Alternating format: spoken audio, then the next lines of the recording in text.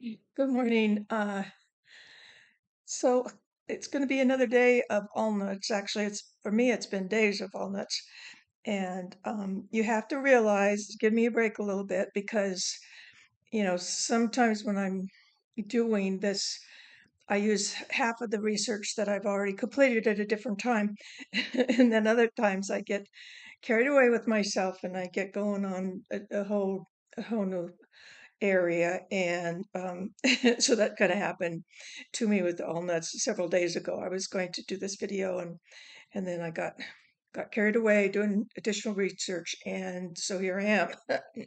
And so this is Leonard John Allnutt, and he is my grandfather's brother, and his life was very, very interesting. And you'll see how this is a family, especially this family, that intertwines and ends up in the same towns and in the same counties and go. It's really it's fascinating to me. I'm excited to hear some of it.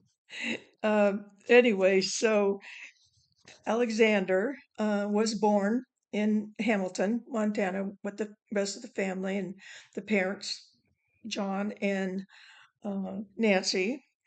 So he stayed there for a while, but he must have kind of got the bug. Now, there are several things that go on in Montana when I've been there, or when I was studying U.S. history, or when I was watching Yellowstone, that you learn some very, very definite differences to the state of Montana. It has very, very beautiful grass plains where a lot of pioneers came and immigrated and was so happy to be living in places where they could have their cattle. And but I can remember also that they had sheep, and so a lot of times, the sheep will eat the grass right down to the root and there won't be anything left. And so the people that raise cattle then don't like the people that raise sheep. And so that's part of why I got carried away, is that I got another generation going and I just had to know more about it. And in there, most of this area I have driven through. There's a little bit of it that I haven't, but I've done a lot of research in regards to this area, mainly because of my interest in rocks and mining. And on the one hand, there's the farmers, and I think I mentioned one day earlier on that there was horse racing, and they were bringing in some of the most expensive, beautiful horses to probably because of the grasslands and the way it was set up. And so there was a lot of different things that people wanted to come to Montana and didn't want to go really any further out west. They just settled in. Now their kids did something different. Um, a lot, kids can be like that. Parents can settle in and kids, go for the adventure. It was interesting with Leonard because I realized immediately that he must have got the bug about mining, and where most of his siblings that I know so far, did not go in that direction. So from Hamilton, if if you go, it's kind of actually east of Hamilton, which are the mountains there. So they have these huge, enormous mountains, the Bitterroot Mountains, and so there's all that also in these grasslands. But there's also mining, and there was a lot of mining going on. So on the 1920 census, I found him with a group of men, miners, and he started out in Phillipsburg, and actually Phillipsburg is a place to go if you want sapphires, which I know a lot of people, and my brother and his wife have went over and got sapphires that we were talking about a couple days ago.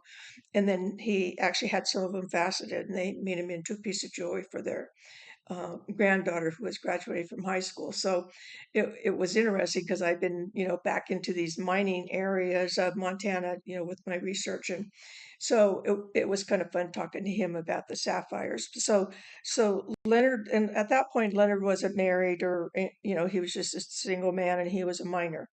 And then he did get married and they went to a place actually in Idaho for a while, and it was a lead mine. So probably with his experience of whatever he got in Phillipsburg, and then he made that jump down into Idaho for sort of more um, mining experiences. But mining is like you can hit it really good and hit it really hard and really hit it, but it's pretty hard.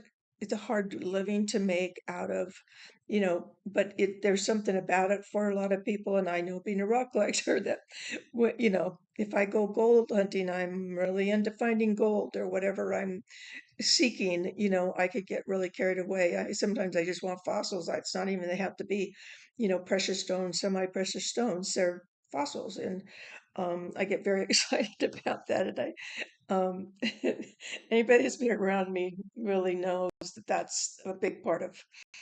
Uh, I started picking up rocks when I was very, very young and kept them in my pocket, little tiny agates. And um, I've always had that yearning and that it's an adventure. It's all an adventure. And so anyway, then he actually got married, and his wife's name was Alice, and they had two children, Olivine and little Leonard is what he was called, the son.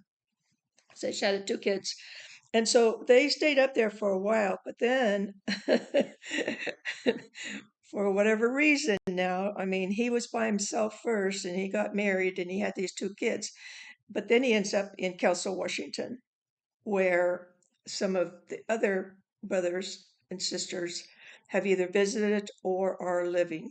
And they actually, and they were my mom's aunts. So my sister and not my brother so much, but my sister and I have memories, and sometimes our memories aren't the same.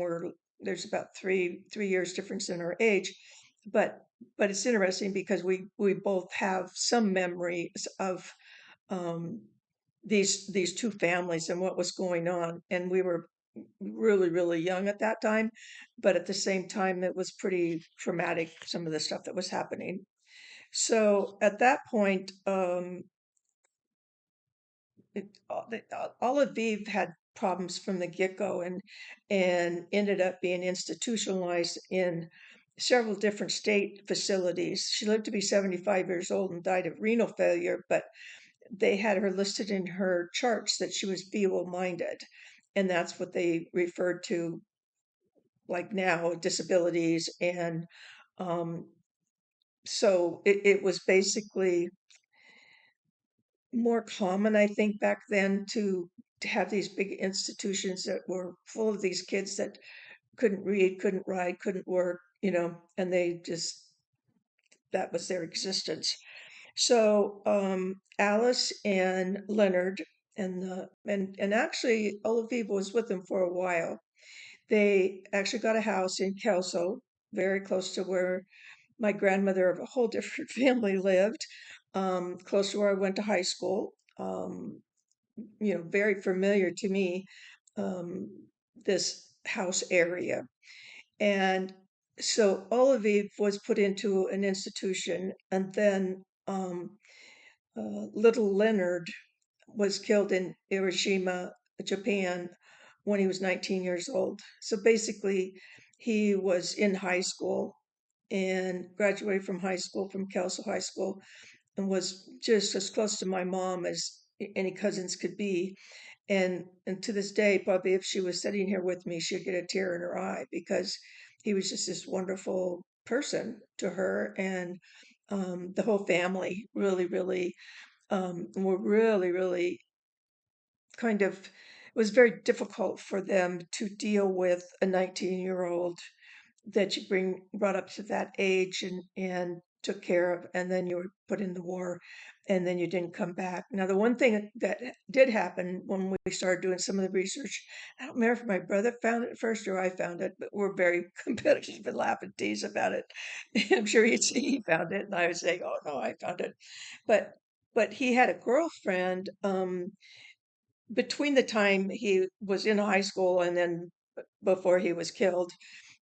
She lived down the street, and she actually went to California. He was a Marine, so it probably was in San Diego, and she went down there and they got married before he was sent to Japan, and then he never came back. And so she was from another family that had immigrated in, and they just happened to be in the neighborhood. And so sometimes it warms my heart to think that at least they had each other for that period of time, and that he had the life that he had with my mom. In fact, of all the jokes they pulled on each other, and all the activities it got, even though it was very short lived, before he went in and gave his life for our country. And his dad, Leonard, uh, they weren't senior, junior, but they always called Leonard Little Leonard for some reason. And I saw pictures of him, but there was nothing little about him. But Leonard, his dad, actually was a veteran of World War I, and then he signed up for World War II, which was pretty mandatory. It wasn't any of the stuff about are you in college or you're in high school, or the stuff that goes on during Vietnam War when they were drafting people. And it didn't matter how old you were, you signed up for World War II and World War I. And so Leonard Senior was in World War I, and then his son was in World War II.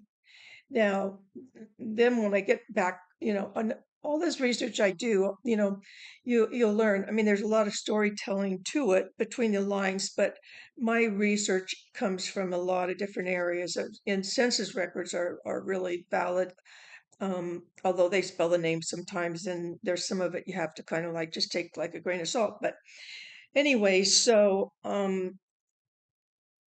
in later in one of the censuses after Leonard had been gone, and then Olive was put into an institution, it was just back down to Leonard and Alice. And it was interesting. You'll recognize this, and because of not very long ago, I was talking to you about my grandfather's accident at a plywood company, which was called M&M Plywood. And both Leonard and Alice both worked at the plywood company. Now, for some reason, and I didn't get the information, but on his death certificate, he was missing a finger on the left hand, I think his third finger, they said, but it didn't give any reason, or if he lost that at the mill. Like, I mean, the mills were really, really hard on people as far as accidents. And last night I was talking to my sister, who's, they retired and they're living up there, and it was a young man in his 20s, and it had to do with a logging piece of equipment, and he was airlifted down to Portland, Oregon, to try to save his life. So it still is a very, very dangerous desire or need. A lot of people don't, if you don't have the education, you end up being a logger, and it's not like frowned upon at all. I mean, they make good money, and they are very conscientious people, and but it is dangerous. It's really, you're not going to have the same accident rate as you do in those big mills together. So then after, they were both working at the mill and living in the same house. And then Leonard died, and he died. He was 56 years old, and it didn't really even, it was kind of like heart failure or something like that, but had no idea. He hadn't been sick, nothing. He died at the age of 56. So if you take Alice now being left in the situation she was, both of her kids were basically, Leonard died, her husband died, her daughter was institutionalized for the rest of her life, and Alice was living in this area of Washington, Oregon, some of her relatives actually there was a brother that was in Oregon. And so, there was a spattering of his, uh, of her brothers and sisters that would have been, I mean, her maiden name was Ryan. And, but, if you were married to an Allnut, you were, in the family of Allnuts. So she, and I'm not laughing at this because it's almost like so shocking. I had never experienced this before, um, or my sister, and I haven't experienced anything since. But it was the old-fashioned wake, and everybody was in black, and it was at the house, and everybody wore black.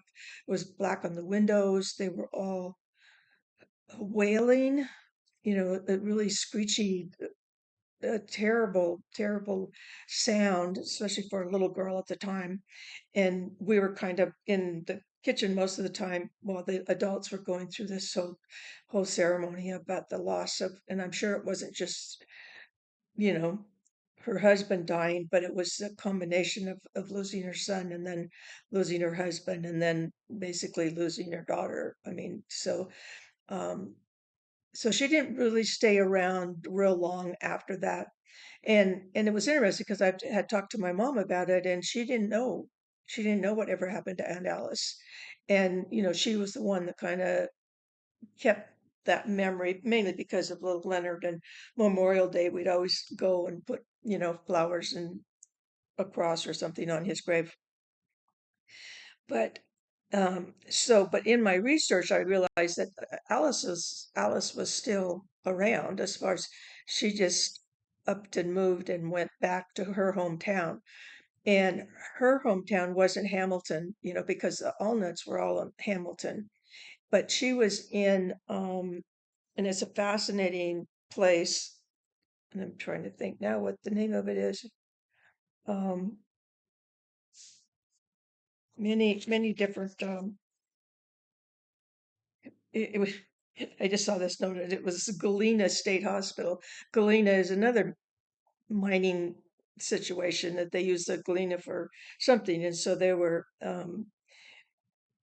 mining that. But also, okay, so it's her area was Anaconda, and Anaconda town, Deer Lodge County, and then Montana.